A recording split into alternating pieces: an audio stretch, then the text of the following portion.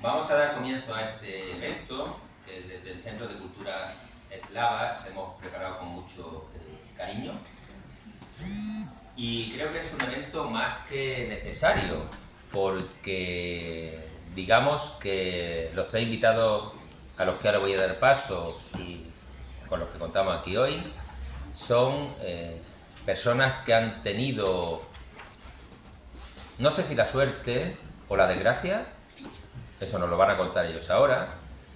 Yo también me incluyo entre ellos porque yo también coincidió con mi comienzo de mi estudio en la Unión Soviética. Yo me encontraba en Moscú precisamente cuando cayó el muro. Vamos a tener la posibilidad de comentar y vivir las experiencias que ellos tuvieron en ese momento clave de la historia de la humanidad. En noviembre de 1989, cuando se derriba de forma pacífica y sin derramamiento de sangre el muro de Berlín. ¿Qué supone esto? En primer lugar, supone la reunificación de una Alemania dividida, lo cual supuso indiscutiblemente una humillación para un pueblo tras su derrota en la Segunda Guerra Mundial. Bien, ellos podremos valorar entre todos, quizás, si eso fue una buena idea.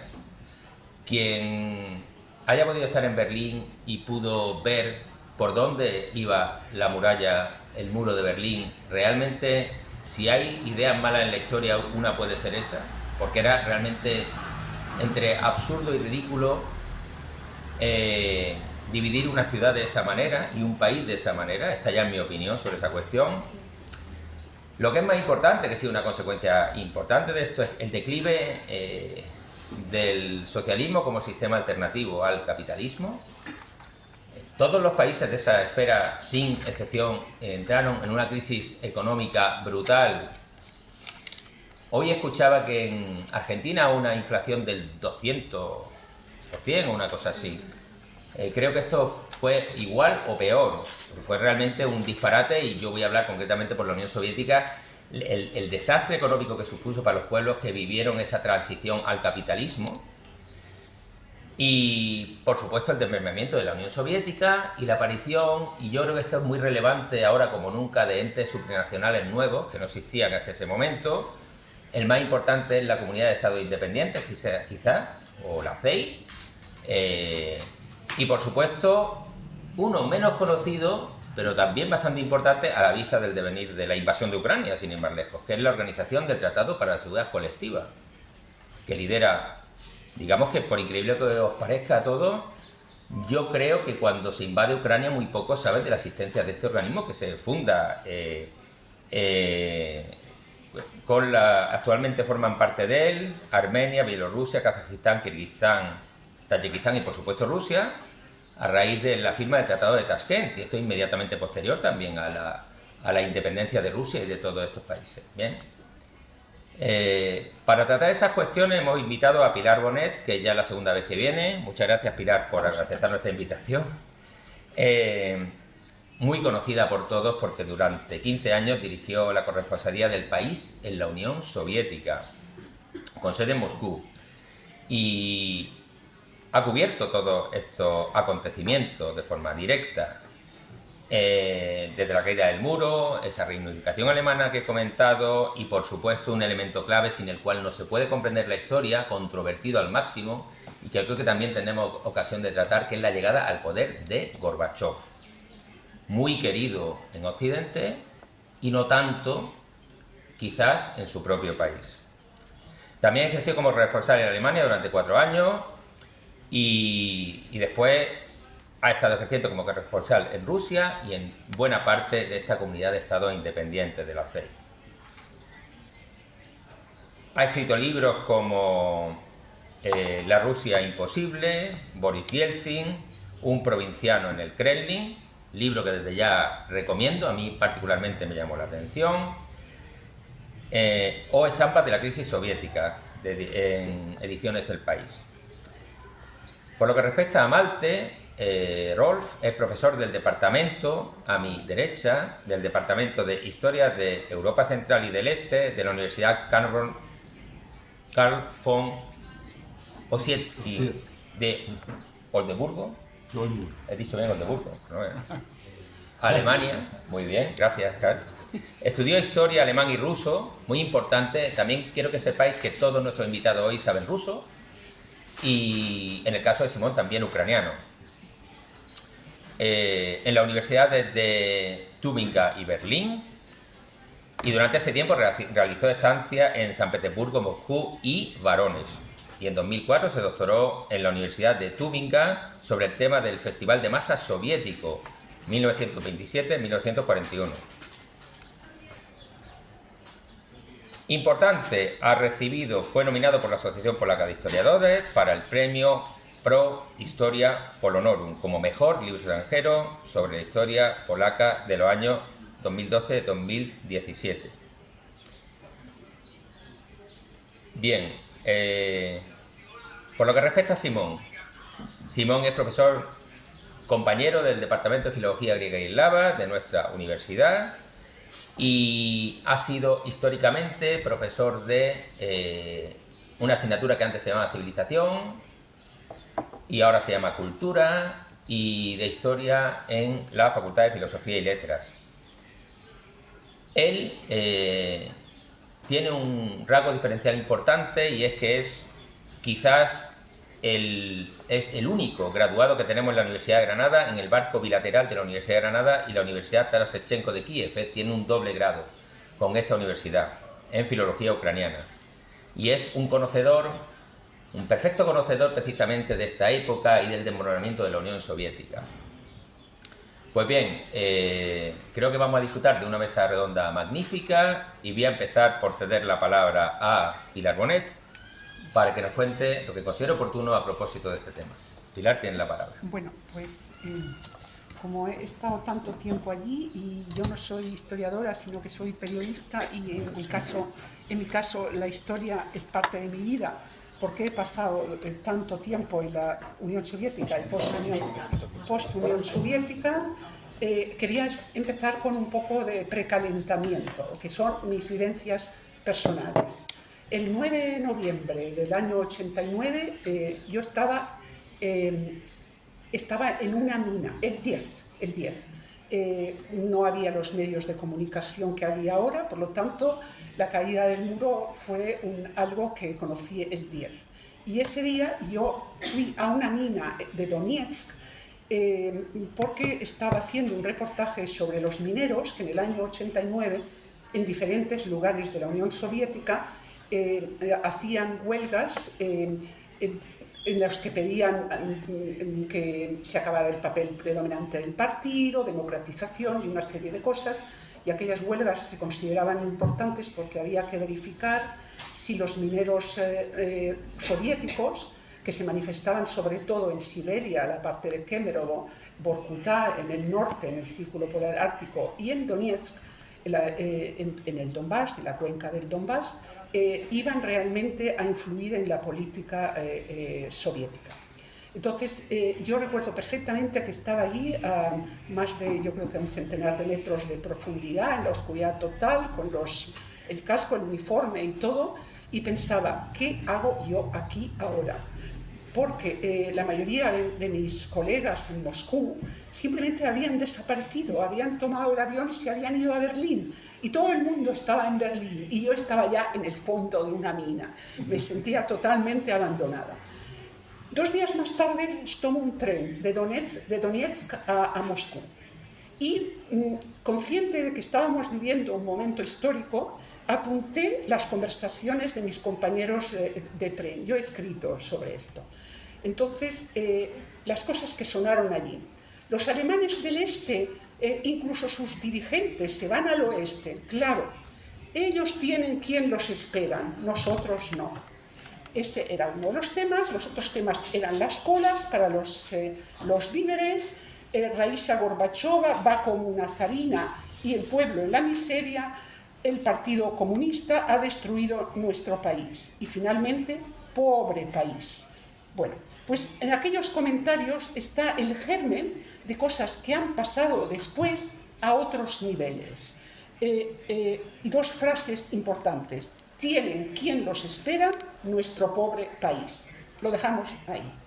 El contexto del 89, no hay que olvidarlo, democratización, primer parlamento en Rusia, guerra del Alto Karabaj, independentismo báltico, presiones sobre Gorbachov por parte de los halcones del Partido Comunista y reformista. Importante.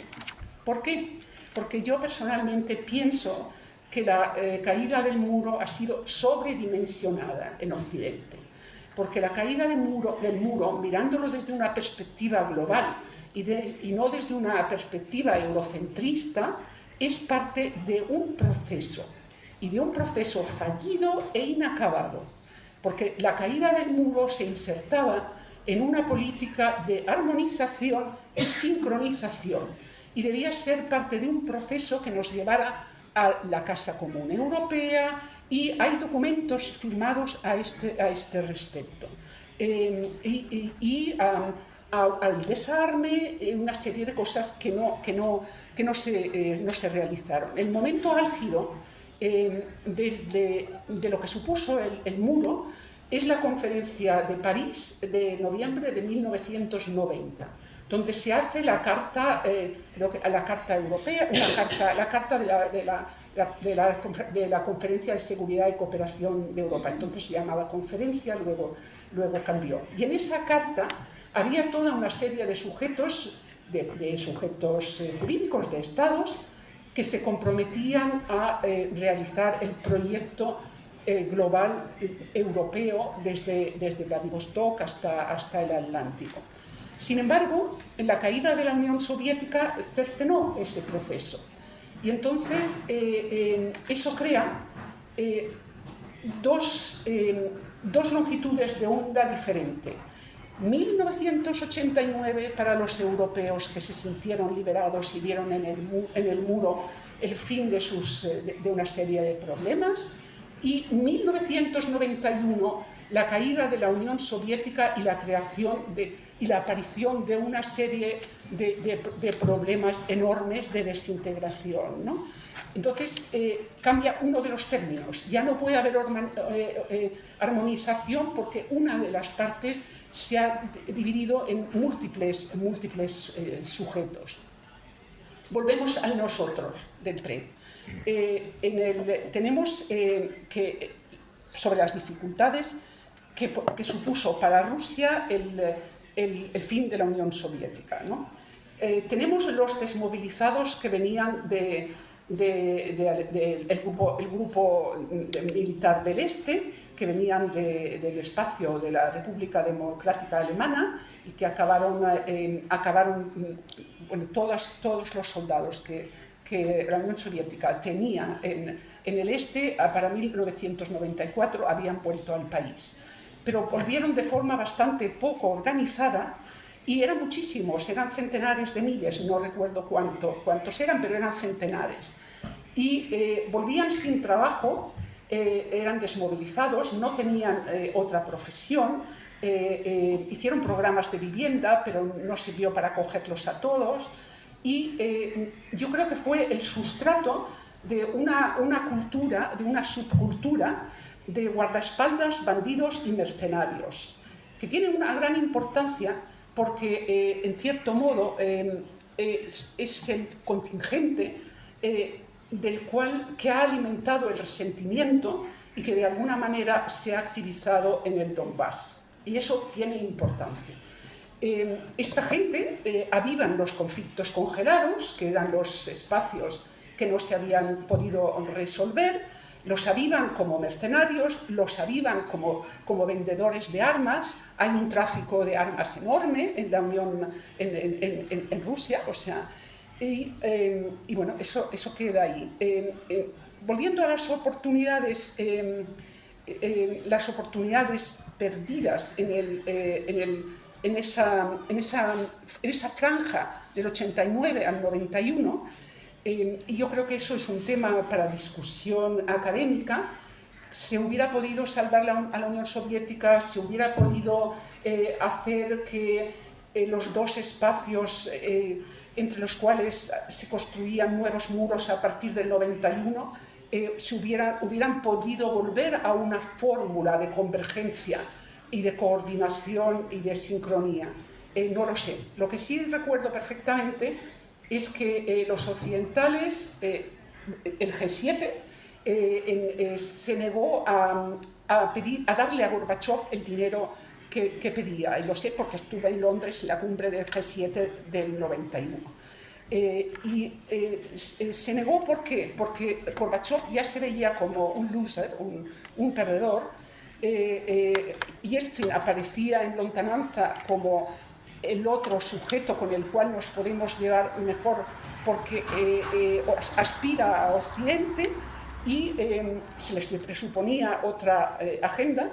Aquí, como elemento imaginativo en este juego de saltos que estoy haciendo, quería hacer un paralelismo que no es tan paralelismo, pero en el 91, julio, Gorbachov implora que le den dinero.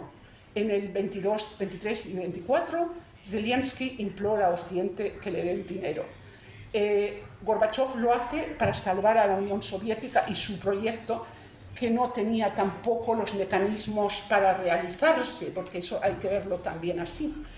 Y en el 22, Zelensky lo pide para contener la invasión. 1991 se abre el muro que había sido para contener a los del Este. 2022 hay que contener también a los del Este, pero en una invasión militar. Espacio de posibilidades, se rompe la simetría, nuevos muros entre Rusia y los países postsoviéticos, visados, aduanas, minas entre Rusia y Occidente, ampliación de la OTAN sin dar opción a Rusia para incorporarse. Pero nada es tan inequívoco, tan однозначно, ¿cómo es? Однозначно. Inequívocamente. Nada es tan inequívoco, porque Rusia no pretendía entrar en la Unión Soviética, entrar en la OTAN como todos los demás. Quería una puerta especial para ella. Y quiero recordar que en diciembre del 91, el que entonces era secretario del Consejo de Seguridad, creo que era Gennady Burbulis, se marchó inmediatamente después de la cumbre de Bielorrusia en Bielorrusia, se marchó a Bruselas para sondear sobre la posibilidad de que la OTAN integrara a Rusia. Y le miraron como si estuviera loco, y no le hicieron ni caso. Y después esto se ha repetido varias veces. De esto ha hablado ya Putin abiertamente. Cuando Robertson era secretario general de la OTAN también sucedió. Se ha repetido varias veces. En todo este espacio que ha habido desde el 91 hasta ahora, ha habido muchas corrientes, pero la corriente de los liberales fue perdiendo terreno y los que habían sido los perdedores del 91 y del 93 poco a poco se van transformando en los ganadores y son los que alimentan la ideología oficial, que es una ideología del resentimiento sobre todo, ¿no? Y aquí es donde juega ese contingente que he dicho de los que volvieron, y entre los que volvieron estaba también el presidente Putin, no como soldado raso, sino como miembro de la delegación del espionaje ruso en la ciudad de Dresden, ¿no? Y Putin quemaba documentos en el cuartel de la Stasi que compartía con... Bueno, su delegación allí estaba dentro del cuartel de la Stasi, mientras los manifestantes estaban en la calle en Dresden. En todo este tiempo que ha pasado, desde el 91 hasta el 22, que es una historia muy larga y no creo que ya la gente aquí la conoce y no voy a a insistir, a mí me intriga que durante el tiempo en que, bueno, Putin empezó como un proeuropeísta y poco a poco fue cambiando. Entonces lo que yo no sé es qué grado de convicción o qué grado de engaño había en esa posición. No lo tengo claro, me parece que es uno de esos temas de discusión. Y una de las cosas que me intriga es que en el 2009, creo que fue cuando Dmitry Medvedev sustituyó a Putin como presidente, una de las cosas que hizo fue proponer una nueva arquitectura de seguridad en Europa. Y se hizo una reunión, creo que era en Evian, en Francia, y Gorbachev apoyó esa propuesta. Y francamente no sé lo que hubiera dado de sí. No sé si era un globo sonda o era una idea que no muy elaborada, o qué era. Pero eso siempre me quedó así. Era una mano tendida, era un intento renovado, no lo sé. Eso quedó así. En la idea, el momento en que yo vi que perfectamente que el plan de una Europa desde del Atlántico a los Urales, al Pacífico, ¿no? Al Pacífico. No, a los Urales, no, a los Urales. Era hasta los Urales. Pero bueno, sí. Donde gráficamente lo expresó Putin de una manera que a mí me dejó alucinada, fue en la conferencia de Valdai. Es una conferencia que se hace cada año, en otoño, donde está en el 2013, en el otoño del 2013. Y allí estaba Prodi y estaba Volker Rühe, que había sido ministro de Defensa de Alemania, y los invitados occidentales hacían hincapié en una Europa amplia, en una única Europa. Entonces, Prodi tuvo la gracia de decirle: Europa y Rusia son como el caviar y el vodka. Y Putin le dijo: ustedes son unos listillos, primero se comen lo tuyo y luego cada uno lo suyo, porque el vodka y el caviar son los dos rusos. Bueno, tenía una serie... Exacto. A mí me dejó alucinada, está clarísimo. Aunque ya en el 2007 ya se veía que había otro proyecto y los datos se van acumulando, pero quiero decir, como una plasmación gráfica, por llevarlo todo al terreno de lo prosaico que es el periodismo, pues es esa. Me he hecho aquí una lista, pero creo que no lo voy a leer, de cosas que me había dicho Gorbachev en diferentes momentos, aniversarios de la caída del muro. Y cambian un poco, evolucionan. Le entrevisté al 10º aniversario, le entrevisté en el 20 aniversario, le entrevisté en el 25 aniversario, y iban cambiando las cosas. Pero de alguna manera lo que él decía es como una argumentación soft de lo que hoy es la línea política hard de Vladimir Putin, ¿no? Nos engañaron, resolvieron sus problemas y nos dejaron tirados, hubieran tenido que sostener la Unión Soviética, o por lo menos un tiempo más para afianzar nuestras posiciones. Bueno, pues si alguien lo quiere oír, estoy dispuesta a leérselo después. Bueno, por ejemplo, la RDA, la República Democrática Alemana, fue engullida cuando en el 2014, durante la anexión de Crimea. Ese era un argumento que los rusos utilizaban. Si la RDA fue engullida, bueno, dentro de su propaganda, ¿no? Pero hacían su similitud. Si la RDA fue engullida, en Crimea ha habido un referéndum y tenemos el mismo derecho. Si Kosovo puede independizarse, pues lo mismo. O sea, entonces hay como toda una utilización de una serie de argumentos y cosas que que han pasado, y un punto de inflexión importantísimo en la lógica de las relaciones entre Rusia y Occidente es la OTAN, Belgrado, y el bombardeo de Belgrado en 1999, si no recuerdo mal. Gorbachov, ¿quiénes son ellos? ¿Quién les ha dado mandato? En 1990 hablábamos de reformas y de un único sistema de seguridad. Ahora se impone la hegemonía de un grupo de estados y el origen de esto es la desaparición de la URSS. Bueno, si queréis también puedo leer encuestas o puedo no leerlas. Las encuestas de todos estos años, en resumen, reflejan que progresivamente el número de personas en Rusia que sabía de la existencia del muro ha disminuido.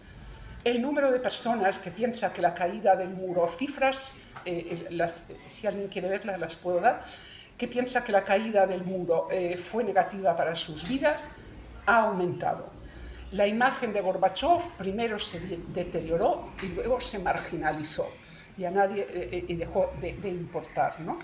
Y el fenómeno más importante que del año 1989, lo que he podido encontrar, era la salida de los rusos de Afganistán. En 2009 el 50% de los rusos pensaba que ese era el fenómeno más importante del año 89, y en el 2014 seguía siendo la salida de los rusos de Afganistán y después un poco todo lo demás. Y fin de esta historia es dos percepciones de la caída del muro. Frustraciones acumuladas es el caldo de cultivo en el que Putin se fortaleció con un programa de dos partes. Primera parte, estabilizar, y segunda parte, reunificar las tierras rusas. En el mundo de las emociones, que es el que impera en Rusia hoy, Gorbachov ha sido precipitado a los infiernos o al limbo y Putin a los cielos. Y eso es todo.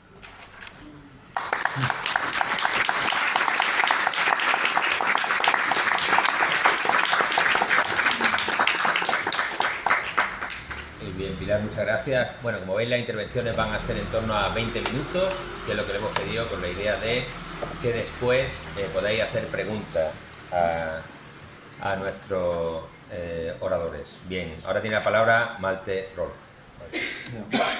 Va a hablar en inglés. Thank you very much. Actually, it would be helpful to have a look at my PowerPoint presentation because I want to. Do you want to sit here? Yeah, maybe Yes. we change.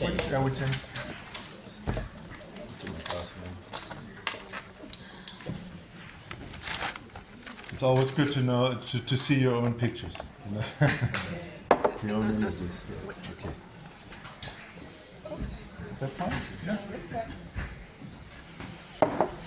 Okay. Yeah. So thank you so much for the invitation and presenting me. As you can see by the title, I'm going to talk a little bit on a somewhat different topic. Well, we decided to focus on the years after 91. I still decided, looking at the Baltic states, would be important to have a short look at the period before. Just a general remark, my paper is way too long, so I will not be able to present all of this, but I'm happy to answer to your questions later on. Okay, so having a brief look at the first section, and as you will see, I will not point at all of these images, but I will tackle some of them during my talk, and I hope you will find them in this kind of scribbled image up there. Okay, so as for the Baltic states, I think it's important, and which makes them really specific and different from other former republics, that they look at back at a history of independence. A period of time of at least 12 years of independence, which they gained during the First World War, when the Russian Empire, the Tsarist Empire, collapsed. So they managed to defend this sovereignty for 12 years until they were occupied by Stalin in 1940, and it was part of the Stalin-Hitler deal. Stalin-Hitler Pact of 1939, where they divided Eastern Europe into zones of interest, and the Baltic states fell under the Soviet sphere of hegemony. I don't want to go into details here, but as you can imagine, if Stalin occupies a country, it's followed by a wave of terror. Estimates go up to 15% of the population fell victim to certain waves of Stalinist repression, already in 1940, but then also when the Red Army returned in 1944. After Stalin's death, the situation somewhat normalized. The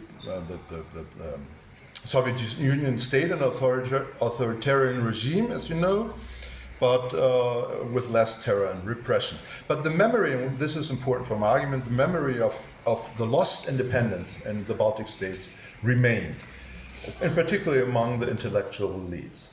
So when Gorbachev came to power, and now we are closer to the time we're dealing with, Gorbachev came into power, still the situation's changed dramatically, because now perestroika opened up the possibility to talk about the taboos of Soviet history, and Gorbachev even encouraged people to talk about these white dots.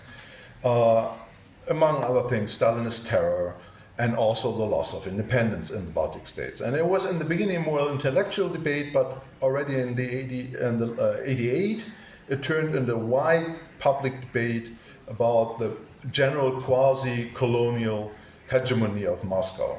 And there was different topics: economic, ecological issues, cultural questions like the protection of the nation's language and other. But also history was at the core of the debate.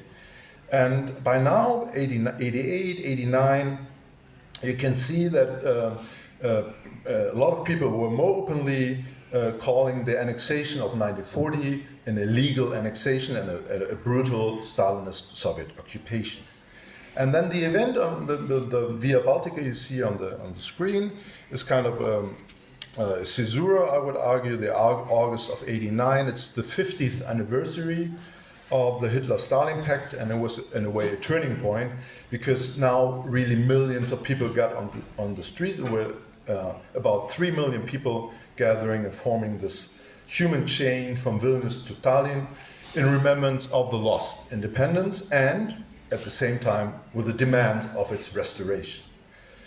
So then in the following, I will not go through all of these events. The Sayud is in English it's called, wait a second, it's a kind of people's movement. They later on turned into parties. They are important because they kind of institutionalized this mass pressure for the restoration of independence. In March 1919, the Lithuanians rushed ahead. The Lithuanian parliament, after a first free election, which were they won all of the seats, almost all of the seats of the parliaments, they declared the restorations of the independence. And it's always important to emphasize it's a restoration of independence. It's not an act of independence, but it's the act of the restoration of independence, which was illegally taken away by Stalin's occupation. So then the events kind of follow with Gorbachev, who is not very popular in the Baltic states until now, escalates the threats. There were even clashes, as you can see on the Bloody Sunday in Vilnius, with 13 people killed by Russian soldiers, Soviet soldiers, 5 people killed in Riga and other events. But in the end, all these attacks, it was never clarified how much Gorbachev in person was involved, or just some regional army officers ordered the soldiers to go out on the street. But in general, the attack failed, and we don't have a Tiananmen event, Tiananmen place massacre like we have in China in '89. It's the very same time frame in the Baltic states.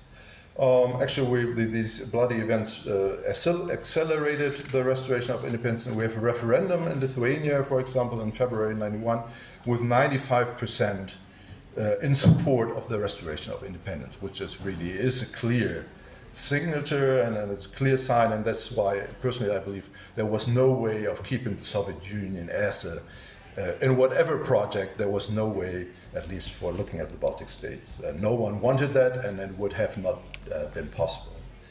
So the coup d'etat in August 91 in Moscow then just accelerated things. The independence of the Baltic States was internationally recognized, and finally was also recognized by Russians, by Yeltsin, when the coup failed. And I think this is it's not on my paper, but it's something I want to add here. This is a kind of bitter history that in Russia the memory is much lost. That not only the fall of the wall in Berlin and in the Baltic States, the restoration of independence, but the Russian independence is a masterpiece of mass pressure from below on the streets. It was their own revolution, and this memory, unfortunately, is totally lost, or suppressed. So I would say it like this. Okay, so turning then to the period after 91, and here what the situation looks like after the restoration of independence, and I want to a little bit focus not only on the political sphere but also on the social and cultural issues, just to present you how difficult this system change indeed was as a full as a process of transformation.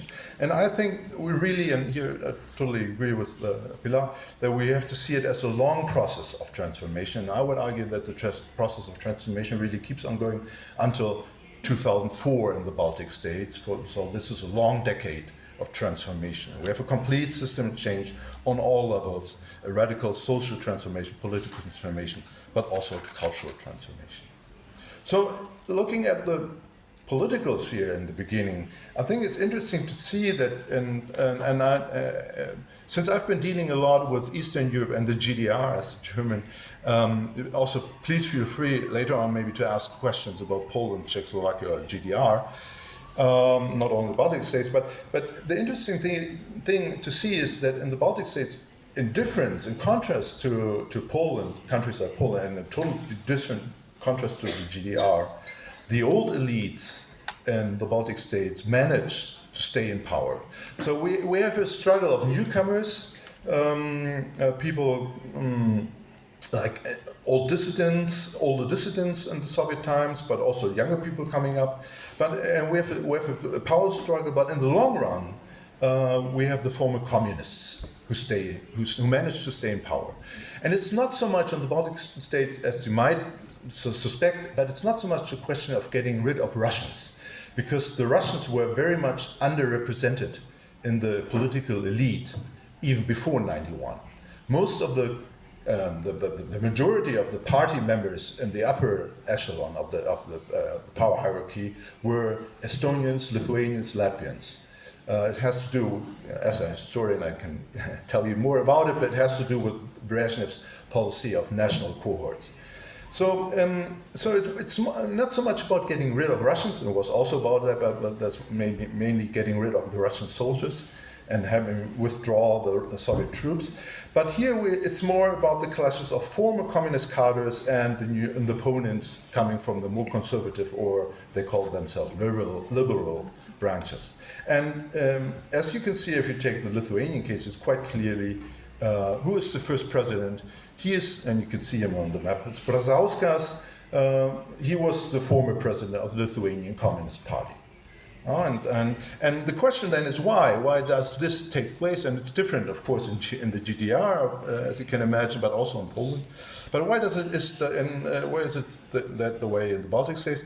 And I think it's really it has two explanations. On the one hand is that the former communists quite successfully reinvented themselves as a carrier of a nationalized agenda, combined with the social democratic issues of social justice and equality. And you see the metamorphose down there. They turn into social democrats. But it's not only a reinvention, it's also that they have a high degree of legitimacy in the Baltic States or among the electorate because of their engagement during the struggles for independence. And all of the former communists who managed to stay in power, they really sided with the independence movement already in the late 80s. And just to give you one fun fact, the Lithuanian Communist Party was faster than the Lithuanian parliament to declare independence from Moscow. So the Lithuanian communists declared themselves independent from Moscow, and it was Brazauskas. So this really granted a lot of legitimacy to these people, and this is why he got over 60% of the electoral votes in this first campaign. That's a lot. I mean, but as for the transformation process, it really did not matter so much. If we had Brazauskas as a former communist or his successor, Adamkus, who was an emigre from America, who returned to Lithuania, they all more or less followed the same goal. And the goals were quite clear. It was a rapid integration into political, economic, and military institutions of the West, like the European Union and the NATO, a close trans-Baltic cooperation, along with closer ties also to Baltic Sea neighboring countries like Sweden and Finland. And the third point, and they all agreed on that, as much distance as possible to Russia in political, cultural, and other affairs. And it's always important to mention, it's long before Putin's raised power. And even the voices of the Baltic warning voices of the return of Russian imperialism were loud even long before Putin took over power. There was an incident just recently when Kallas, the Estonian prime minister, remembered that a former Estonian prime minister in Hamburg held a speech in '88, I think. 98. Pointing at the danger, the threat of rising Russian neo-imperialism, and Putin was there as he was not a mayor at that point, not the mayor of Petersburg, but some kind of helpmate of the mayor, and he left the dinner totally angered. Listen to this Estonian warning voices. So I'm not fully agreeing with you, Pilar, on that. I think he had a very imperialist mindset very early. Okay, but that's a different point of discussion. So you see, political engagement, the new political goals were more or less the same among the elites, no matter if they were former communists or conservatives. And this, of course, helped. Okay, one more word on that. This helped to kind of pacify the transformation process. We don't have clashes really as we have in other former republics like Ukraine. We will hear about it, like in the Caucasus. We have no violence, no violence, and not really severe political clashes in the Baltic states during the transformation process. But we have severe problems in the changing the social and also the social system and connected with the ethnic hierarchy. So it was probably more easy to politically. I don't have a watch, unfortunately. I don't really should. Yeah, but you should tell me if I have. Okay, you tell me. Yeah, if I have 4 more minutes or so. 4 minutes. Okay. So I think the political transformation was an easier path than the social and ethnical, combined with the ethnical transformation. So as you can see, we have a problem of poverty, and Pilar mentioned that this rapid, brutal, one could say, change to market economy brought up. I mean, there's a lot of interesting research on poverty in the late Soviet Union, hidden poverty. So there was not a general there was general poverty in the Soviet Union, but there was of course a lot of inequality also, but it was more hidden, and inequality was brought up to the surface after this rapid change to market economy. Now you have rich people and you have a lot of poor people, and you have a lot of marginalized poor areas in the country, but also within the cities. You have areas abandoned, the countryside abandoned. And it's partly visible until today. You can see this is a figure, hopefully you can read, a poverty report. It's a recent poverty report on Lithuania. So we still have 20% of people classified as poor in Lithuania today. And this is closely connected with the issue of ethnicity. And I will just look at Lithuania, but I could also tell you more about Latvia and Estonia. We have socially and ethnically marginalized groups. In Lithuania, it's not only the Russian speakers, but it's also the Polish speakers. We have the majority, the larger percentage of minorities in Lithuania, as you can see in the tables, are Polish speakers, not Russian speakers. It's different in Latvia and Estonia, as you can see. Social inequality is very much ethnicized in the Baltic states until now. This changed, or it got better with the joining of the European Union in 2004, because the open policies of discrimination or open marginalization against minorities are not as easy anymore, I would say, because the EU is monitoring very much policies in the Baltic states. But no doubt, we still have a lot of discriminating forms of discriminating against or marginalizing Russian or Polish-speaking citizens in the Baltic states. So this definitely is a problem that exists until now. And one could say actually that these maybe later on I can tell you more about the background. Why is that so? But now I'm observing more that you have these cultural universes that really are very much apart from each other. Now you have the Latvian, Estonian, or Lithuanian kind of cultural universe, and then you have set apart from that Russian, Polish-speaking universe. They're all citizens of the same state, but they are in cultural words very much apart or separated. And that this does not mean that the minorities are disloyal, or that you have any kind of separatist movement. But of course, in times of crisis, questions rise, like today. How about future loyalty of minorities that are discriminated against? So I see no easy path out there. There will be a lot of problems with that in future times as well. So maybe just 1 minute left on the cultural issue.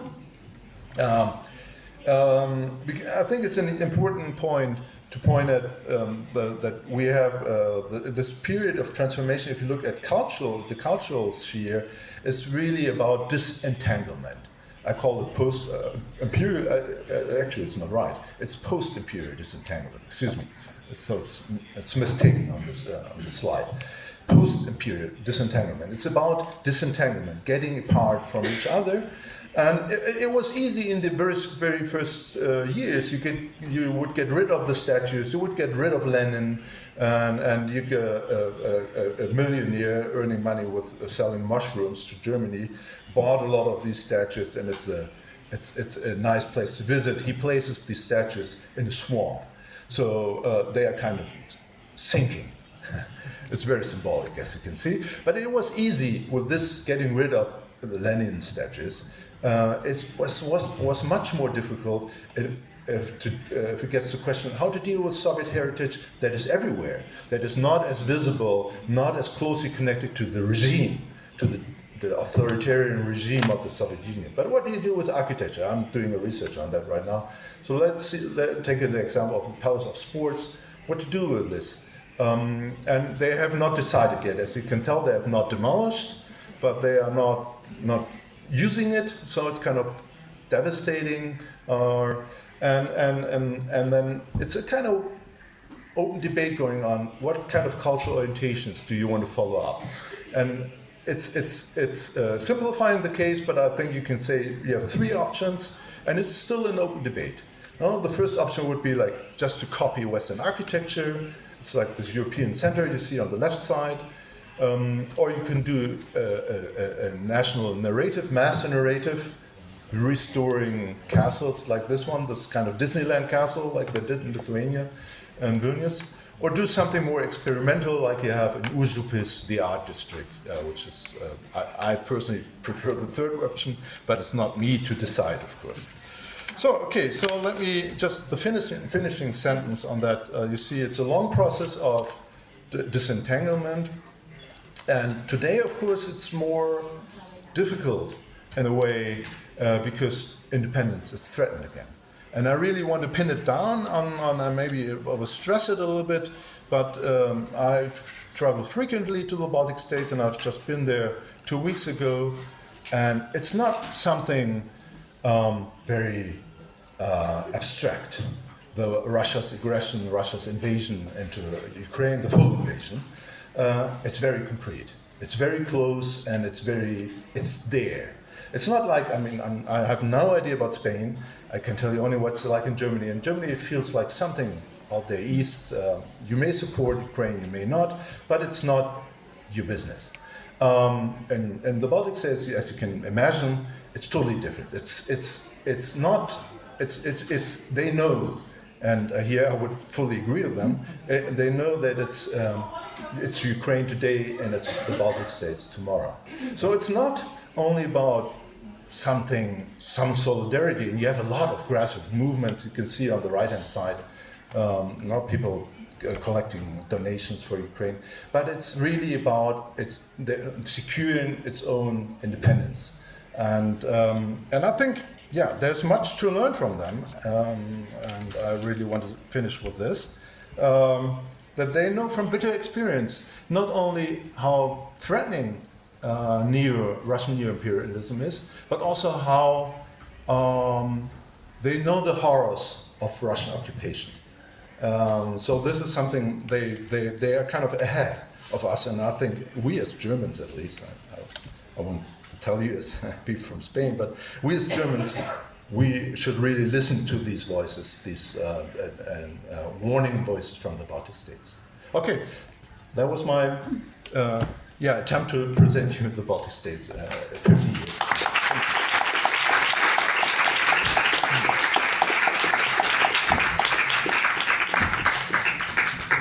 Muchas gracias. Bueno, la intervención y las preguntas van a ser al final. Creo que lo he dicho en un principio, si no lo digo ahora. Y ahora tiene la palabra el profesor Simón Suárez Cuadros, que nos va a hablar de Ucrania, de la perspectiva ucraniana de la caída del muro.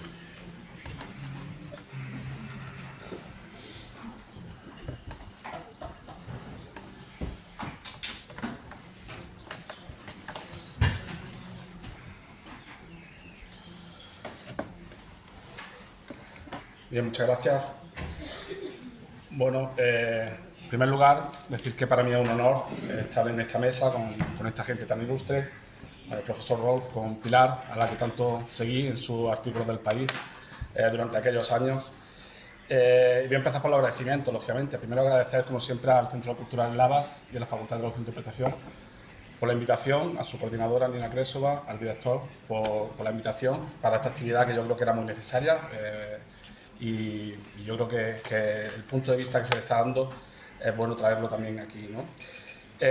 También quería agradecer a los profesores del máster de interpretación en cabinas que están aquí también, Jan, Mabel, Anne, Pedro, por aceptar la oferta que le hice de interpretar las cabinas, y lógicamente desde ya pedir un aplauso tremendo para todos los intérpretes que están en las cabinas, que se...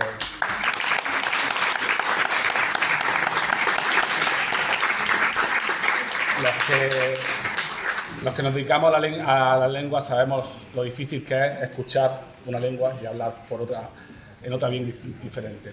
Es enorme el trabajo que realizan, y estoy seguro que lo están haciendo muy bien. No he podido escucharlos, pero estoy seguro que lo están haciendo perfectamente.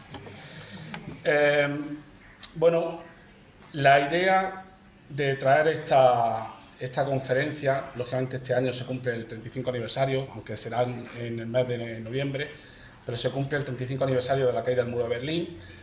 Efectivamente, estoy de acuerdo con Pilar que el significado que tenemos en Europa occidental de la caída del muro de Berlín es diferente al que se tiene en los países del centro y del este de Europa, y esa era un poco la idea, traer el punto de vista de aquellos países, ¿no?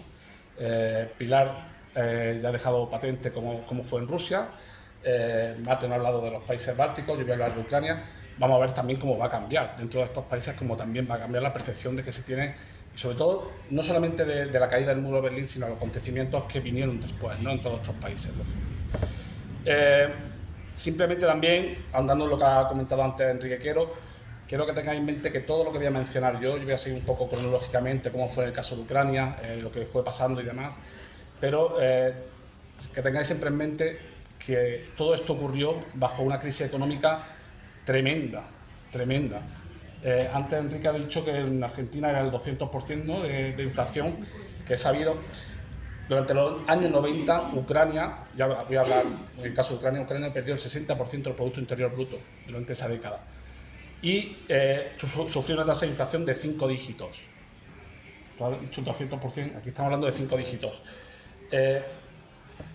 Ya para exponer, digamos que nosotros vamos a hacer referencia a los estudios personales, ¿no?, que tenemos y demás, también a nuestra experiencia personal de aquellos años y demás. En Ucrania, en el año 92, se implantó una moneda que era el cupón, que empezó con la paridad del dólar. Un dólar era igual a un cupón.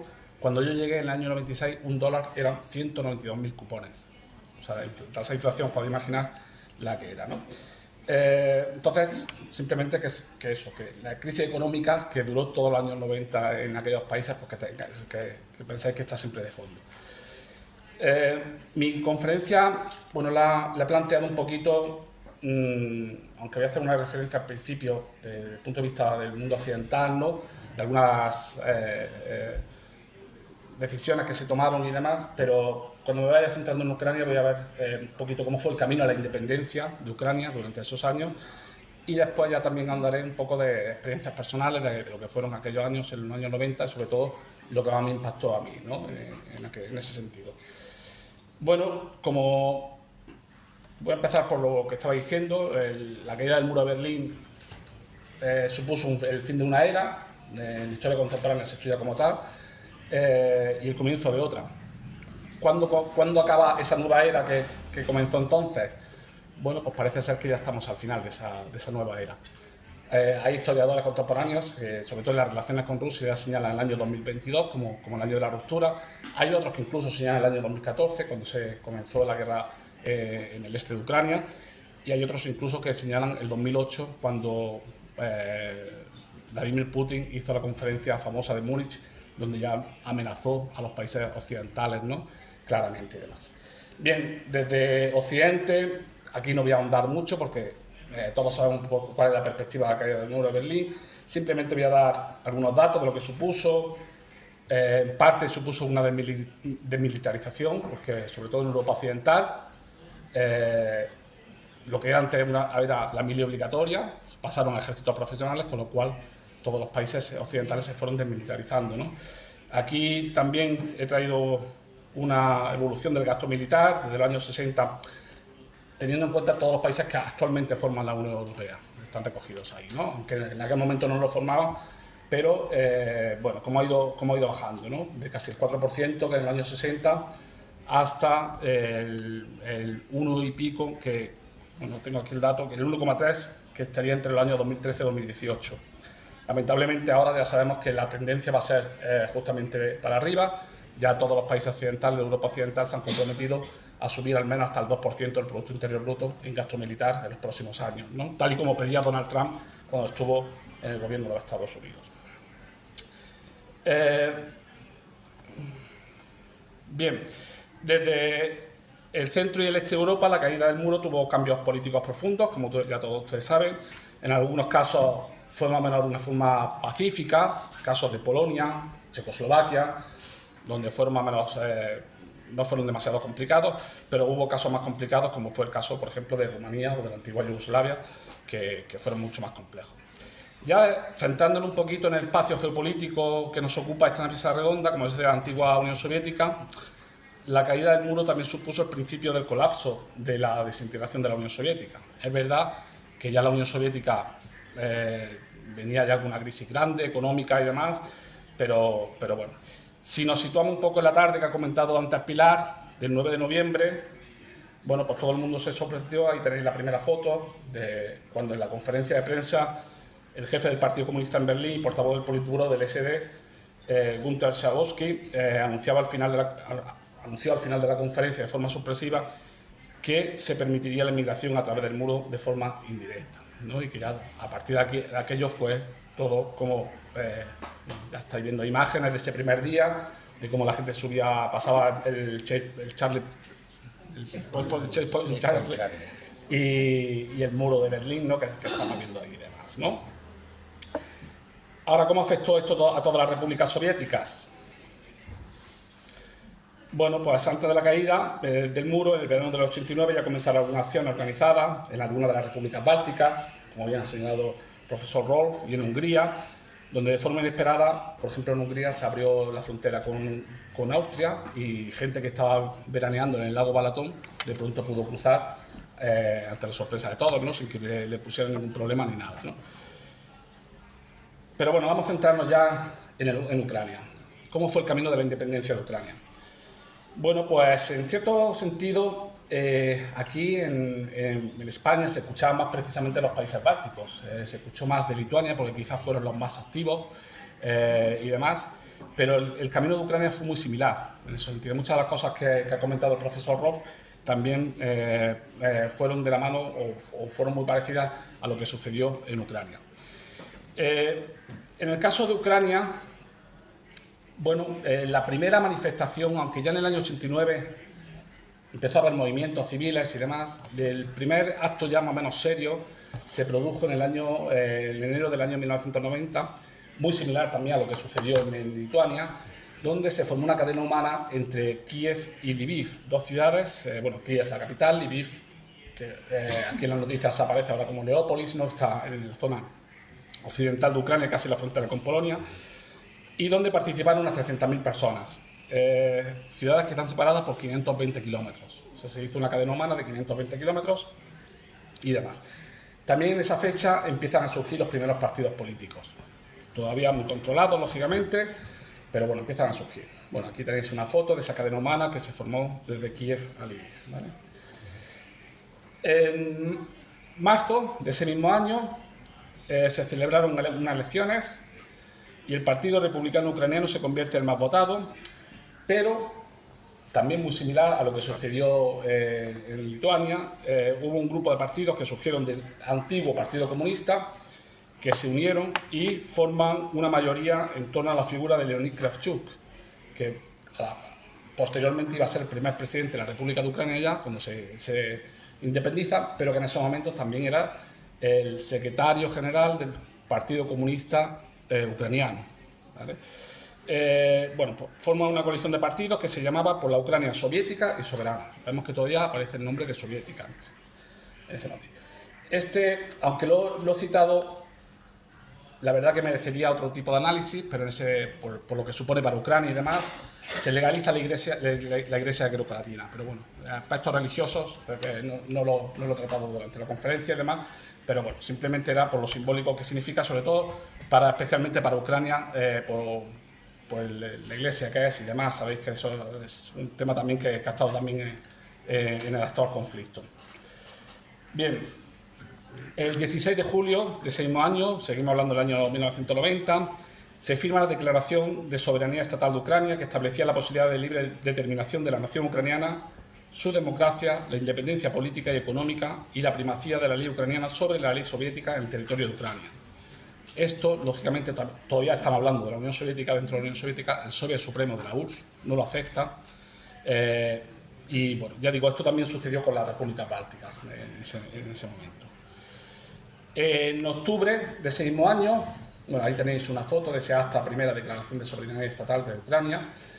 En octubre de ese mismo año salen al Maidán. Al Maidán, yo creo que todo el mundo sabe lo que es la plaza principal de Kiev, donde se producen casi todas las manifestaciones. Pues salen al Maidán de Zelensky, bueno, en ese momento todavía no era Maidán de Zelensky, y se ponen en huelga de hambre. Bien, un poquito más tarde ya, en marzo de 1991, el año que se va a conseguir finalmente la independencia, todavía dentro de la URSS se celebra un referéndum donde se realiza la siguiente pregunta: ¿Está usted de acuerdo en que Ucrania debe ser parte de la Unión de Repúblicas Soberanas Soviéticas sobre la base de la Declaración de Soberanía Estatal? Bueno, y ahí vemos un poco el resultado, ¿no? Del 71% que estaba a favor y el 28% que no lo estuvo. En abril, Gorbachov, en un intento de salvar la Unión Soviética, promete iniciar los trámites para tramitar o para firmar un nuevo tratado de la Unión en el que se diera más visibilidad a todas las nacionalidades, a todas que se estaban manifestando en esos momentos, e intentar salvar un poco la Unión Soviética. Ya nos vamos a trasladar al verano, al famoso golpe de Estado al que ya se ha hecho referencia de la Unión Soviética en el año 91. Se produce un golpe de Estado aprovechando la estancia vacacional de Mikhail Gorbachev en la península de Crimea, precisamente, y 2 días más tarde, eso fue el 19 de agosto, aquí estoy viendo a mi compañero Joaquín Torquemada, que fue testigo de todos los sucesos que sucedieron en Moscú, ¿no? en esa época, y el 21 de agosto, pues fracasa, el golpe fracasa y el Partido Comunista de la Unión Soviética es ilegalizado. 3 días más tarde, 24 de agosto, Ucrania se declara independiente. Los miembros del Partido Comunista de Ucrania se unen a la Fuerza Democrática Ucraniana y votan en la Rada Suprema, en el Parlamento ucraniano, la independencia de Ucrania, en la cual se establece como un país independiente y democrático. El acta de proclamación, muy rápidamente, la leo porque me parece curiosa la traducción que se hizo. Bueno, aquí tenéis una foto, no se ve muy bien, pero dice: en vista del peligro mortal que hubo acechado a Ucrania en relación con el golpe de Estado de la URSS el 19 de agosto de 1921, continuando con cientos de años de tradición del desarrollo estatal de Ucrania, procediendo en base al derecho de la nación a la autodeterminación del acuerdo con la Carta de Naciones Unidas y otros documentos legales internacionales, e implementando la Declaración de Soberanía Estatal de Ucrania, la Rada Suprema de la República Socialista Soviética de Ucrania solemnemente declara la independencia de Ucrania y la creación de un Estado ucraniano independiente, Ucrania. El 1 de diciembre, o sea, ya 3 meses más tarde, de 1921, se celebró un referéndum en Ucrania donde al electorado se le pregunta: ¿apoya el acta de declaración de independencia de Ucrania? Y ese fue el resultado que se produjo. 92% a favor del sí y poco menos del 8% votó que no. Y aquí estamos el porcentaje por las diferentes provincias y la República Autónoma de Crimea, que era la que tenía un estatus diferente, cuál fue el resultado, ¿no? Vemos que precisamente en la zona oriental de Ucrania, donde está el conflicto, precisamente las 2 provincias donde hubo un porcentaje un poco bajo, pero que llegó el 83% a favor de la independencia de Ucrania. Son las 2 provincias que están un poquito más al este.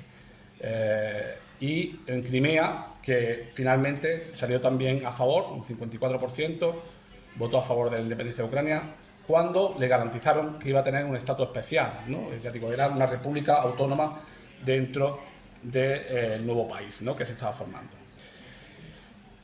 Bien, el 2 de diciembre, un día más tarde, Canadá y Polonia fueron los primeros en reconocer a Ucrania. Entre diciembre de ese mismo año, 1921, y enero de 1922, más de 90 países reconocen a Ucrania. En los 2 siguientes meses, 90 países lo reconocieron. El 8 de diciembre de 1921, el Tratado de Lovella, que también Pilar lo ha nombrado anteriormente, bueno, ahí fue cuando se reunieron presidentes ya de la Ucrania independiente, era el líder del Soviet Supremo de Bielorrusia, Shushkevich, y Boris Yeltsin, y ahí acordaron lo que sería el final de la Unión Soviética. O sea, decidieron que los 3 países principales de la Unión Soviética pues se iban a independizar. Básicamente lo que hicieron es quitarle la silla a Gorbachov. 24 de diciembre, o sea, 2 semanas más tarde, Gorbachov tiene que dimitir, pero dimite porque no tenía país que gobernar, ya no existía el país que él gobernaba. Bien, un par de apuntes más que me parece importante también destacar. Trajeron 3 años difíciles de lucha tremenda. Leonid Kravchuk era, a pesar de que había sido el líder del Partido Comunista de Ucrania, se mostró más partidario de una ruptura con Rusia, o por lo menos lo utilizó para una negociación que se llevó, que fue bastante dura y que se culminó el 5 de diciembre de 1924 con la firma del Memorándum de Budapest, que fue suscrito, el nombre era el Memorándum de Budapest sobre garantía de seguridad, que ofrecía garantías de seguridad por parte de sus signatarios con respecto a la adhesión de Ucrania al Tratado de No Proliferación Nuclear. El memorándum fue originalmente suscrito, además de por Ucrania y por 3 potencias nucleares, como fue la Federación de Rusia ya, los Estados Unidos y el Reino Unido, y de acuerdo con este documento, Ucrania cedió a Rusia 5.000 bombas nucleares, 220 vehículos de largo alcance necesarios para usarlas, incluyendo 166 misiles balísticos intercontinentales y 44 aviones bombarderos de gran alcance con capacidad nuclear. En definitiva, Ucrania que había heredado muchísimas armas nucleares de la Unión Soviética, pues ahora se eliminaba todas ellas. ¿Qué ganó con Ucrania con esto? Pues el reconocimiento a todo su territorio. Y Rusia lo firmó y finalmente no la ha cumplido, ¿no? Es una de las cosas que se le achaca ahora sobre la legalidad de su invasión. Bien, ¿qué supuso la independencia para Ucrania? Bueno, pues de alguna forma un reconocimiento internacional para un pueblo que llevaba siglos buscándolo. En Ucrania existe una larga tradición de lucha por su lengua, por su cultura y demás, y finalmente pues supuso eso, que se le reconociera internacionalmente. A partir de entonces se inició una ucranización de la sociedad. Efectivamente, una de las primeras decisiones fue la de implementar el ucraniano, por lo menos como lengua oficial, en todos los sitios oficiales. Y yo recuerdo, ya sí puedo hablar de esa fase, porque así estuve bien, que era un poco, curioso, por lo menos para un extranjero que llegaba allí, y que las clases en la universidad, efectivamente, por ejemplo, tenían que ser en ucraniano, pero salías por la puerta y era muy normal que mis compañeros y demás de pronto cambiaran al ruso. O sea que era una cosa que se veía bastante normal, se vivía con bastante normalidad en aquellos años. Después eso se convirtió, como ustedes saben, en un problema, pero en aquellos años se vivió con bastante normalidad. Yo muchas veces de broma con mis compañeros en la Stalovaya les decía, ¿me habléis ruso o ucraniano? Porque yo estaba estudiando las dos lenguas, pero al principio me volvía loco, lógicamente, ¿no?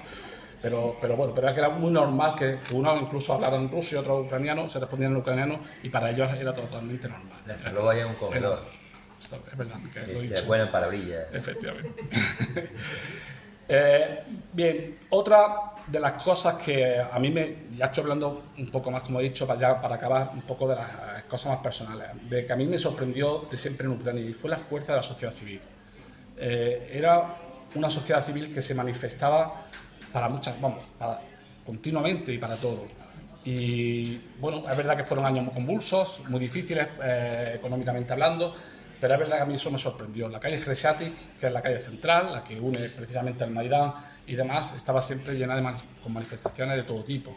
Especialmente virulentas o especialmente más violentas fueron las que se crearon cuando apareció el cuerpo de un periodista, Georgi Gongadze, que murió en extrañas circunstancias, y parece ser, ¿no?, que estuvo el presidente Leonid Kuchma, que era entonces, parece que estuvo implicado porque estaba sacando casos de corrupción de su gobierno y demás, ¿no? Y esa sociedad civil que siempre se manifestaba frente a la corrupción política, que efectivamente ha sido uno de los grandes problemas que estaba enquistado en la sociedad ucraniana, ¿no?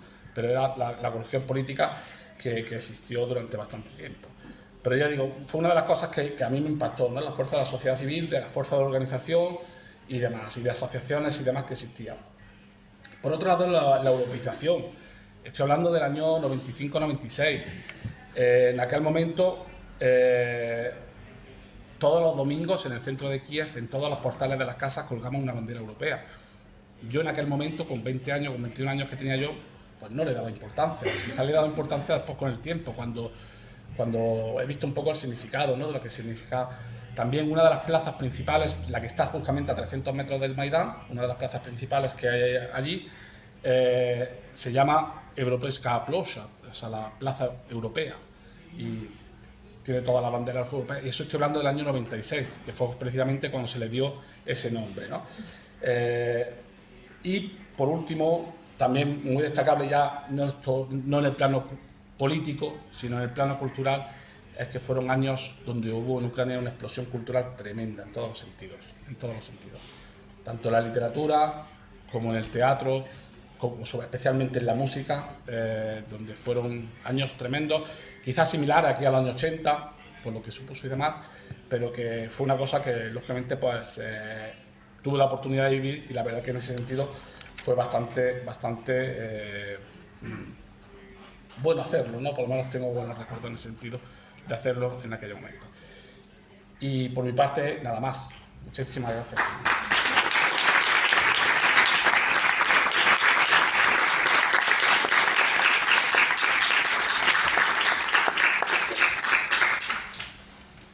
Pues bien, muchas gracias a nuestros tres ponentes, que han sido tres ponencias magníficas, muy complementarias, y que nos haya ayudado a comprender un poco mejor las consecuencias que trajo la caída del muro de Berlín entre ámbitos muy diferentes.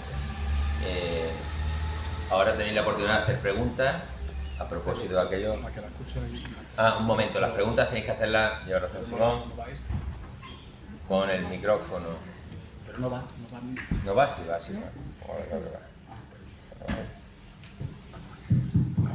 Micrófono bueno. Bueno, ¿tenéis preguntas? Joaquín Torquemada. Bueno, ¿se me oye? Sí. Bien. Bueno, muchas gracias en primer lugar a todos los participantes en la mesa redonda. Aquí, pégate un poquito más. Pégate el micrófono. Para que te oigan. Ahora, sí. Porque realmente ha sido un placer escucharles a todos ellos, el conocimiento que demuestran de todos los acontecimientos que han narrado.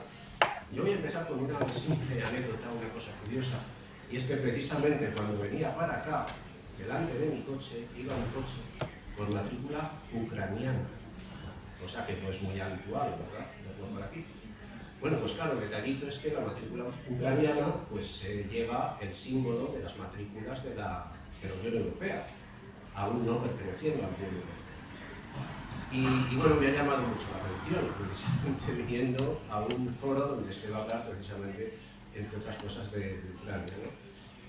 Luego, por otra parte, pues efectivamente yo fui testigo presencial, directo, de los acontecimientos que ocurrieron en Moscú entre el 19 y el 21 de agosto del 91, pero no voy a hablar ahora mismo de eso, ya he hablado muchas veces sobre el tema. Entonces voy a remontarme quizá un poco a los antecedentes del muro de Berlín y también el porqué de su caída, ¿no? desde el punto de vista, es decir, cuestiones importantes con respecto a la caída del muro de Berlín.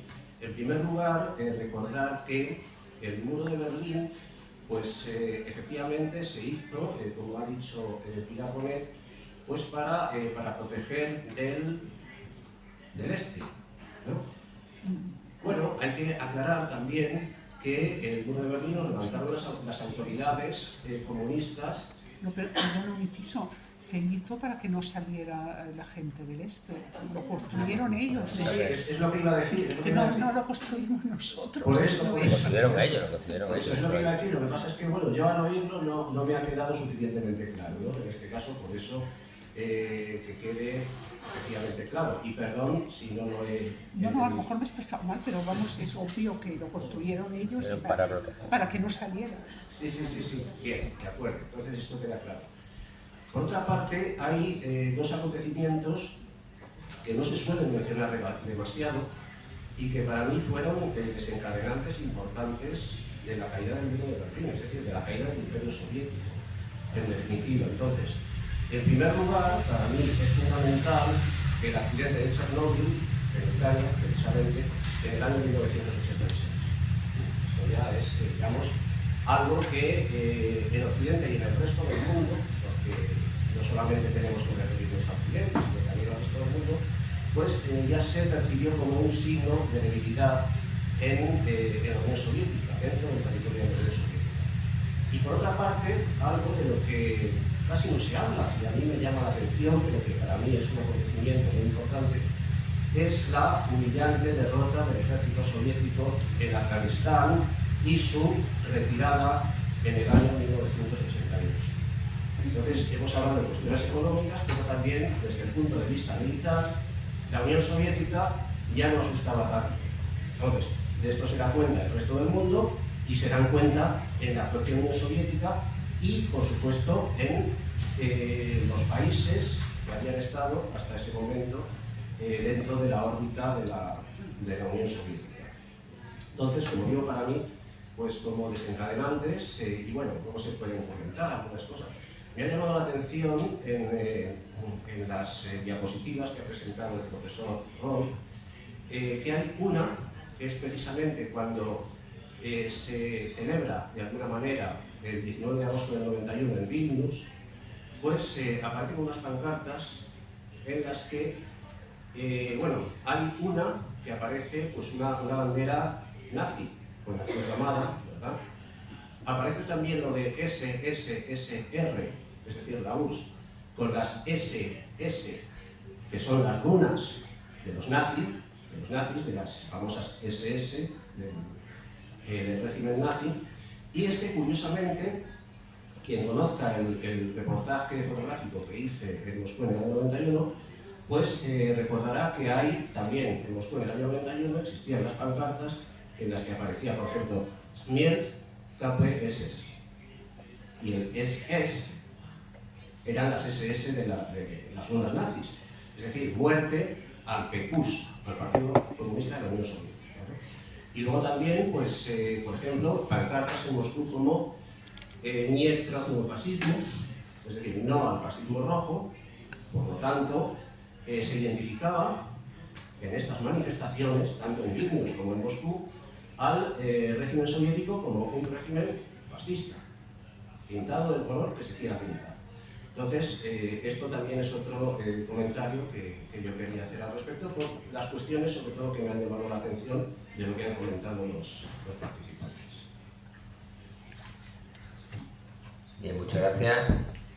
Bueno, a propósito de lo que ha comentado Joaquín, efectivamente yo creo que el desastre de Chernóbil fue central para la caída de la Unión Soviética, eso parece bastante claro, y solo recomendar el libro de la Nobel de Literatura, Svetlana Alexievich, Voces de Chernóbil, para quien quiera leerlo, muy relevante a propósito de esta cuestión. ¿Alguna otra pregunta? Y súper actual, que querría añadir a lo que dice Enrique, que quien se lo leyó entonces y se lo vuelve a leer ahora, sí, descubre muchísimas dimensiones que no veía en la primera lectura. Y es muy, muy actual, o sea, no puedo estar más de acuerdo. Sí, es impresionante, realmente impresionante. Más allá de la serie de Netflix, que también está muy bien, también lo digo, es de Netflix, creo. No, de HBO. Pero bueno, es relevante al máximo. Muy bueno. Señora Bonet, ¿cree usted que Moscú vio la caída del muro como presagio de la caída de la Unión Soviética? Si lo vio como un presagio. Sí, ellos, sí. Bueno, un sector de los políticos rusos sí lo vio, pero era un sector, entonces era un sector minoritario. Y, por ejemplo, una de las notas que yo tenía era una entrevista a Sergei Baburin, que era un jurista de Omsk, en Siberia, pero que también fue un diputado ruso, muy de mentalidad proimperial, y justamente se refería a la caída del muro de la siguiente manera. Cito textualmente: la destrucción del muro fue una de las operaciones psicológicas claves para desmoralizar a los partidarios del socialismo en Europa del Este. ¿Quién iba a rechazar entonces el lema de la Casa Común Europea? Pero la práctica demostró que los líderes de la civilización angloatlántica, actualmente la propaganda rusa habla de la civilización anglosajona, no querían construir la Casa Común Europea, sino solo reforzar el portal donde reside la OTAN. Es su opinión, o sea, es uno de los grandes impulsores de la anexión de Crimea y apoya la política actual de Putin. Pero quiero recordar algo muy importante. El 12 de diciembre de 1991, cuando el Soviet Supremo de Rusia aprueba los acuerdos de Bielorrusia, ¿no? O sea, el máximo que consiguen reclutar en contra de los acuerdos es de 6 diputados, 6, y lo despachan en un periquete. Y las cosas que hablan aquel día son absolutamente dispares. Como documento histórico, recomiendo la lectura del protocolo del Soviet Supremo del 12 de diciembre de 1991. Lo dice todo. Pero Jeff, a propósito de eso, que yo quiero decir una cosa, que es que en ese momento la crisis económica ya es brutal. En ese momento las tiendas ya están vacías, ya que si no hay productos, prácticamente lo único que se compraba sin cola era pan y leche, entonces digamos que también se veía que el sistema estaba colapsado, o sea, también había masistas y la gente empezaba a ponerse nerviosa porque no funcionaba el sistema. Si me permitís, yo lo que quería recordar que a colación de la pregunta que ha hecho Jeff, en 1989, en abril, tuvieron lugar los acontecimientos en Tbilisi, ¿no? El famoso levantamiento en Tbilisi, y que fue sangrientamente aplacado por el ejército.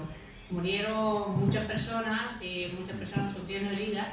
Y quiero decir que aquello empezó con que la región de Abjasia quería separarse de Georgia e irse con Rusia. Y entonces, a raíz de aquello, en Georgia se levantaron muchas personas reivindicando la independencia de Georgia. Entonces mandaron una carta a OTAN, a los Estados Unidos, exigiendo, pidiendo que apoyasen. O sea que todo esto ya estaba en el aire. Yo creo que no es que algunos lo sentían, sino que ya había muchos sectores de la Unión Soviética que ya veían que esto ya, el fin estaba muy cerca. Tienes toda la razón, haces muy bien en mencionarlo, pero no solamente era Georgia, estaba Moldova, Moldavia, estaba Osetia del Sur, estaba el Alto Karabaj, y todas esas zonas que eran autonomías dentro de las repúblicas soviéticas fueron utilizadas por los oponentes de Gorbachev para frenar la desintegración de la URSS. O sea, porque se aliaron con ellas. Así como Yeltsin se alió con las repúblicas federadas, el centro moscovita se alió con las autonomías. Y una cosa muy importante de cara a los clichés que han quedado, creo que fue el 8 o 9 de abril en Tbilisi, cuando cargaron, el 19, se lo atribuyeron todo a Ligachev, porque Gorbachev estaba de viaje y entonces atribuyeron a Ligachev lo que había pasado. Ese tema lo investigamos con unos colegas y resultó que Gorbachev y sus muchachos dejaron que la culpa de la represión cayera sobre Ligachev. Ligachev no había tenido nada que ver, en honor a la verdad. Es decir, que el tema de la propaganda o me quito el muerto de encima ya estaba funcionando. ¿Más preguntas?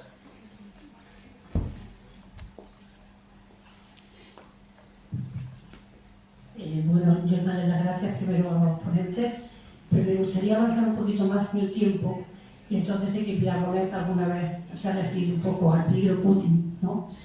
Entonces, sí, bueno, sin ser futurista, ¿cómo veis ahora, ahora que Putin acaba de ser reelegido y por mucho tiempo, cómo analizáis ahora la situación actual? ¿Qué podéis decirnos después de conocer? ¿Y cómo se vive en Rusia esa situación? Yo no estoy viviendo en Rusia y por lo tanto no puedo hablar de eso desde la perspectiva de alguien que está viviendo en Rusia, pero desde la perspectiva de fuera, o sea, y ahora que hablen los colegas y digan lo que les parece, pues eso no son elecciones, eso pues es una manera, es un plebiscito, es una afirmación personal y una coronación o lo que quieras, pero eso no son elecciones. Pero el problema es que a lo mejor se lo cree incluso él mismo. y que con este respaldo teórico puede emprender una política todavía más agresiva que tratará de legitimar sobre ese supuesto apoyo que no tiene, pero que a lo mejor tiene más apoyo del que aquí quisiéramos, pero desde luego no es. No sé qué pensáis vosotros. Bueno, yo, lógicamente también como Pilar tampoco lo estoy viendo. Es verdad que en Rusia he estado muchas veces y antes del conflicto, justo antes del conflicto, también estuvimos con algunos compañeros aquí y demás. Lo que sé, como todos, siguiéndolo por la prensa, yo también sigo un poco la prensa rusa y demás, lo que se puede, pero, hombre, no pinta bien. Yo soy pesimista al máximo porque más que nada no le veo una solución factible a un periodo corto de tiempo. No se me ocurre cuál va a ser la solución a este conflicto. Yo en algún momento me imagino que habrá una negociación, habrá un tratado de paz y por ahí se solucionará, espero, pero que no le veo solución. Ahora mismo yo la verdad que no soy muy optimista en ese sentido. Totalmente de acuerdo con Pilar. Lo hemos visto todo las escenas que han sido en Rusia. También soy un poco de su opinión, de la idea de que él, como digo a él, lógicamente me estoy refiriendo a Putin, está tan encerrado en su círculo que es que yo creo que no ve más realidad que esa y está sustentado toda su idea en ese círculo tan cerrado que está apoyado. Lógicamente, bueno, yo entiendo que la población rusa está apoyando, pero porque también ve un poco las noticias de la forma que le están llegando a ellos, ¿no? Pero bueno, también me consta que hay bastante oposición en Rusia a Putin, o gente que ya no lo quiere. Lo que pasa que el resultado para mí no es creíble, lógicamente, porque yo sí conozco a mucha gente que siendo rusos son contrarios a Putin. Pero ya digo, por lo menos por mi punto de vista, yo no soy nada optimista. En un futuro cercano, estoy hablando de un futuro cercano. En algún momento tendrá que acabar, porque toda la guerra acaba. Pero no sé, tampoco no se me ocurre cómo va a acabar esta guerra. No lo sé. ¿Sí?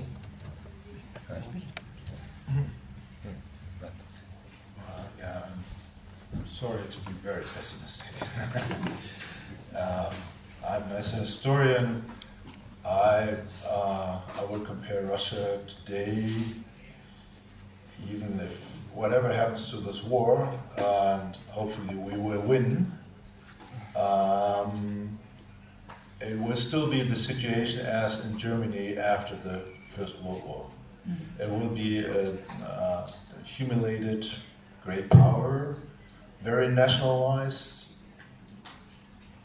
really entrenched with this imperialist thought, and you will not get rid of this, even if Putin drops out of a window, or whatever it happens to him. And all my Russian friends, and I have quite a few, I've lived in that country for almost 4 years, so most of them left, of course, they fled. But they are also very pessimistic. And as for the elections, there are of course no elections. I mean, it's the same with Soviet mass festivals. They used to have elections during Stalin's times. It was more a game of showing loyalty. So you have election districts where you have 120% voting for Putin, 120% of the voters voting for Putin. It's a game of loyalty. It's the district, the manager of that district who shows loyalty to Moscow. Kadyrov is one of the first ones to show his loyalty.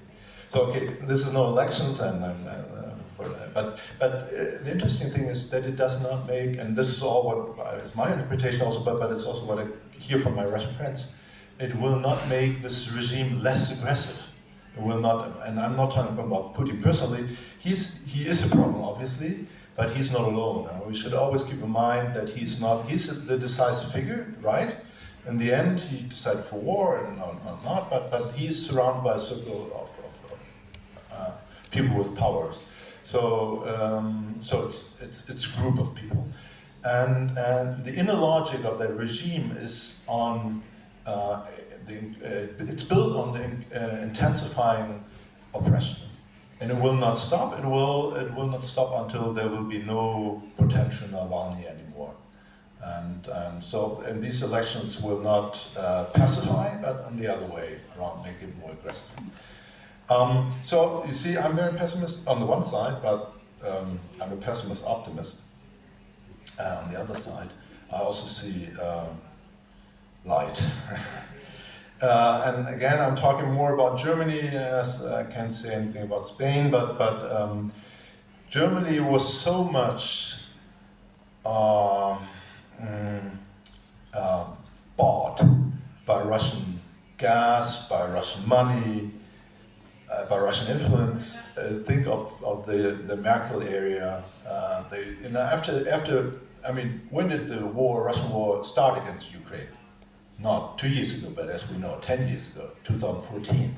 So when you look at the figures of Russian gas imported to Germany since the beginning of the war, it increased astonishingly. And everyone was saying in Germany, well, come on, he's not such a bad guy. Putin held a speech in the German parliament just, was it 2 months or maybe 3 months after the bombing of Grozny. After the devastating of the whole city, razing of the whole city, killing tens of thousands of people, he was invited to the German parliament, giving a speech in German.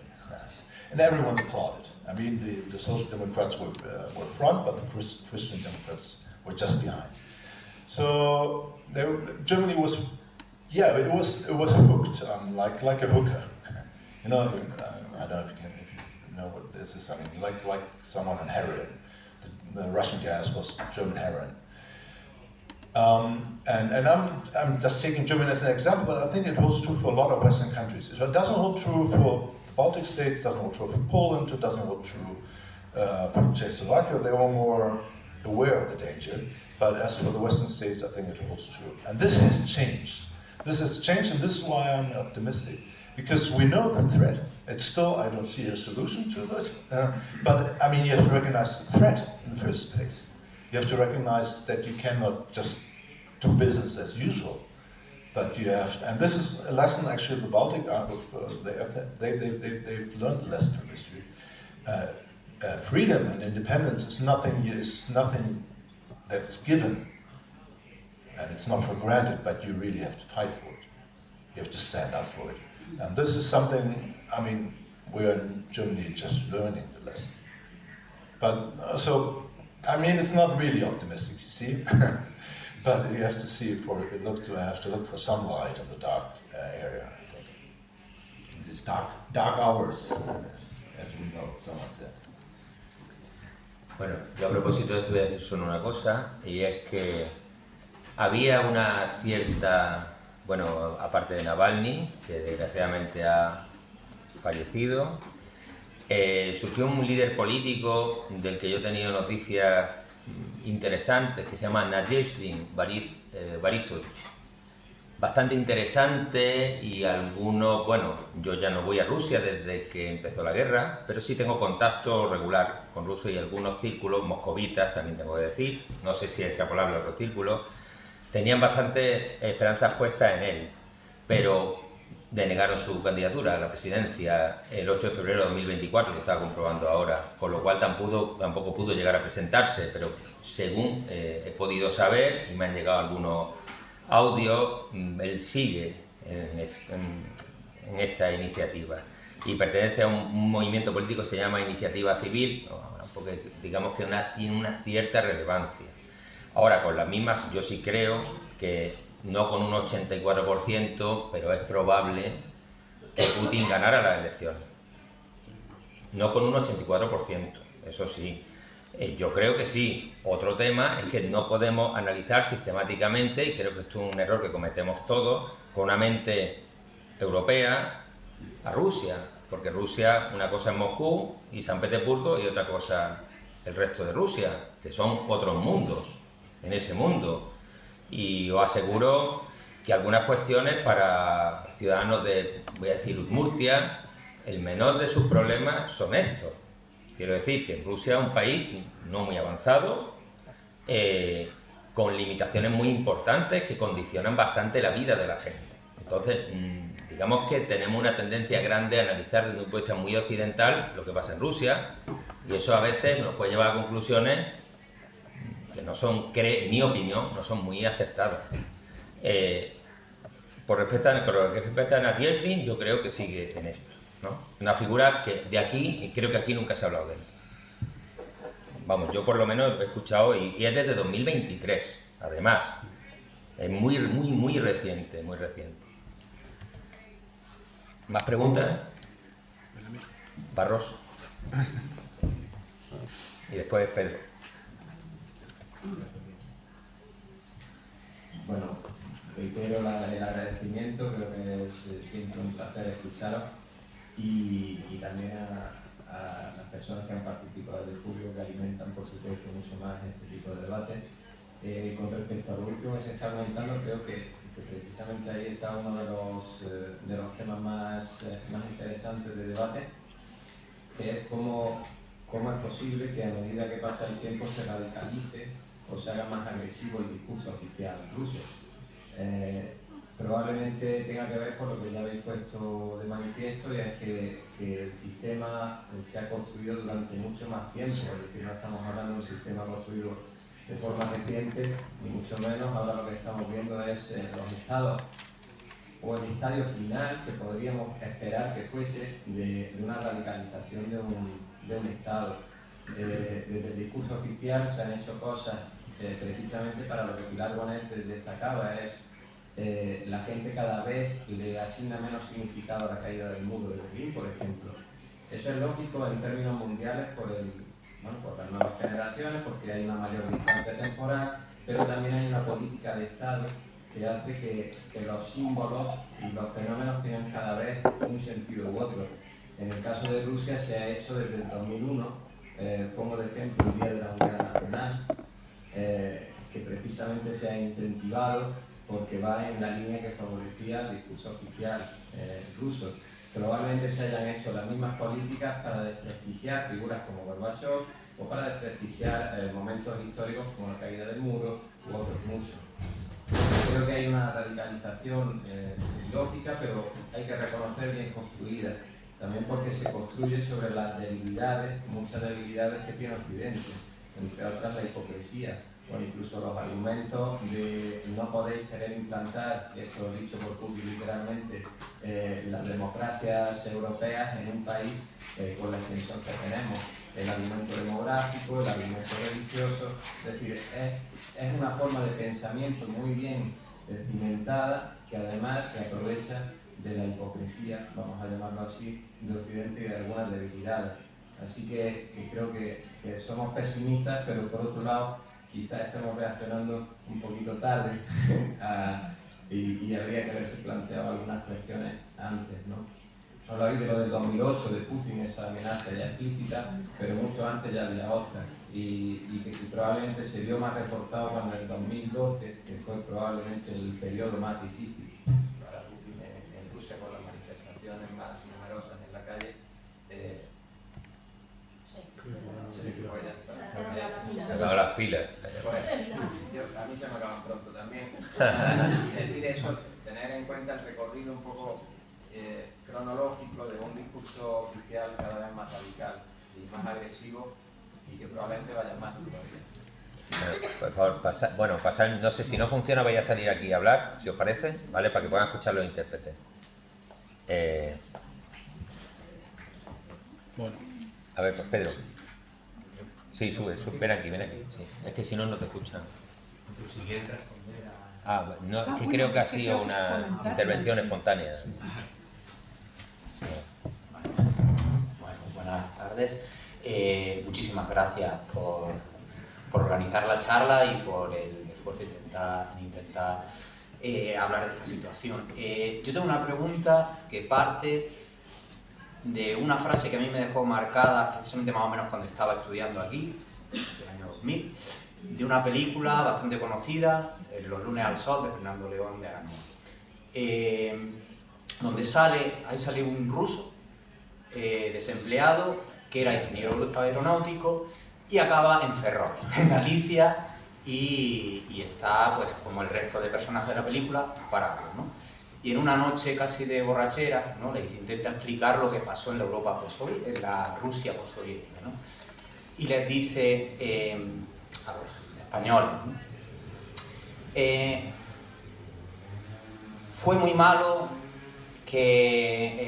¿no?, fue malo que todo lo que nos contaron sobre el comunismo era mentira, pero fue mucho peor que todo lo que nos contaron del capitalismo era verdad.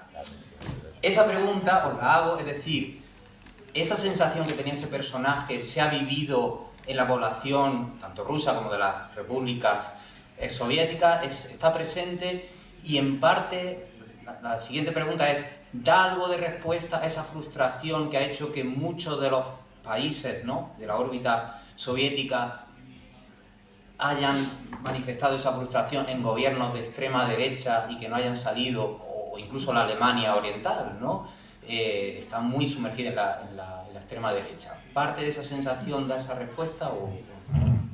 Bueno, yo creo que vuestras intervenciones son un poco complementarias, pero apuntan en la misma dirección, ¿no? Me da la impresión de que hemos simplificado mucho un proceso que era muy complejo y que tenía muchísimos niveles, y que tal vez por diferentes factores como miedo u otras cosas se ha intentado comprimir en un tiempo, ¿no? Cuando la Unión Soviética se desintegró, cuando se hundió la Unión Soviética en el 91, el sentimiento dominante era de alivio porque no había habido poca violencia. Lo que pasa es que no se había visto que esto tenía una dinámica temporal mucho más larga, y que el que ríe el último ríe mejor, y hay quien se está riendo ya. Y yo creo que hemos vivido y todavía vivimos, y no sé, puede ser que sea la lógica de nuestras sociedades, la lógica del periodismo, no lo sé, pero vivimos en un mundo de clichés. Uno de los clichés para los rusos, y los clichés existen aquí también, era que Occidente era un paraíso, ¿no? O sea, y Occidente no era un paraíso, y hubo también una decepción ahí, ¿no? Y luego Occidente, entendiendo por Occidente la OTAN y la Unión Europea, la OTAN, tenían tanto miedo a Rusia, y tenían miedo, el miedo de los bálticos está justificado porque ellos vivieron la invasión de los soviéticos, y era una experiencia que nosotros no teníamos. Entonces no hubo un trabajo absolutamente necesario que no se ha hecho todavía, que era el trabajo de la memoria, de discutir la memoria y tratar de encontrar puntos comunes que puede ser que no fueran satisfactorios para todos, pero que hubiera un consenso sobre la memoria. Entonces la memoria se convirtió en un instrumento de la política, y se convirtió en un instrumento de la política en forma de cliché. La memoria de allí, la memoria de aquí, ¿no? Y ese es un problema no resuelto. Y el problema de la represión del régimen tiene que ver con la evolución del mismo régimen, que al separarse tanto de la sociedad y al tomar decisiones tan arriesgadas, hay una sensación de peligro y fragilidad, que no importa lo fuerte que seas, que justifica el miedo a lo que una inseguridad y un miedo a lo que pueda pasar, ¿no? Y la represión se ejerce, pero la represión tiene muchísimas fuentes, porque los funcionarios de este sistema piramidal, que se caracteriza por la lealtad, se orientan a lo que piensan que es el mandato no escrito de lo que se espera de ellos, y actúan en consonancia, ¿no? Pero eso es me parece que es complejo.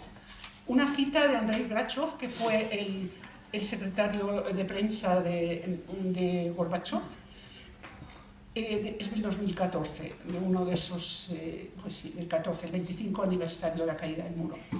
En el este, incluida la ex Unión Soviética, creían que al otro lado del muro reinaba la abundancia, la democracia y la hospitalidad.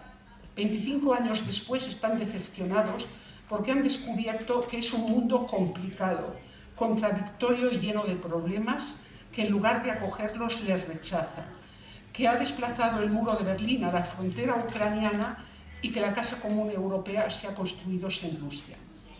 Y también hubo decepción por parte occidental, al comprender que el muro no solo defendía los regímenes represivos del Este, sino al mundo occidental de la pobreza, los conflictos y el nihilismo del Este. Y cuando la barrera desapareció, se produjo una inundación de gente que amenazaba su bienestar.